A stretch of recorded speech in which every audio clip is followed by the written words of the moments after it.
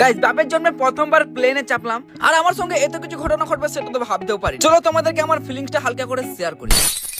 Guys আজকে আমার flight আছে, কারণ একটা জায়গায় ঘুরতে যাচ্ছি। আমি তো সকাল সকাল রেডি, আর এদিকে বাড়ির সামনে একটা হেলিকপ্টারও রেডি। হ্যাঁ, এটা করে আমি যাবো এয়ারপোর্ট। আর আজকে আমার সঙ্গে আছে আমার একটা খালাতো ভাই।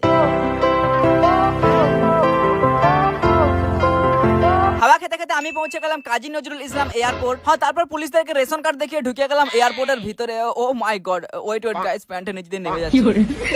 হ্যাঁ, এবার চলো ঠিক আছে। Guys, তারপর আমাদের ব্যাগগুলো হালকা করে চেকিং করে নিয়ে নিলাম। এই যে আমার টিকিট। আর আমি অনেক আগে থেকে চলে এসেছিলাম, তাই আমাকে বললো স্যার আপনি এখানে বড় লোকের মতো বসুন।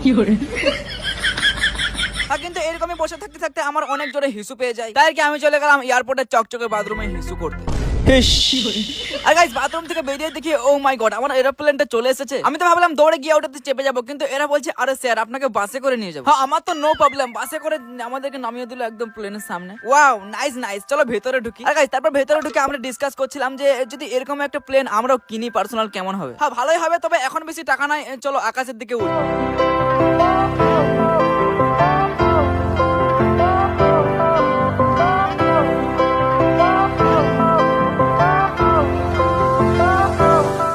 তারপর দেখলাম আমার সামনে একটা ইংলিশ পেপার, তাই সেটাকে নিয়ে পড়তে লাগলাম। পড়তে পারলাম কি না পারলাম সেটা বড় কথা না, যাতে লোকে মনে করে এই ছেলেটা অনেক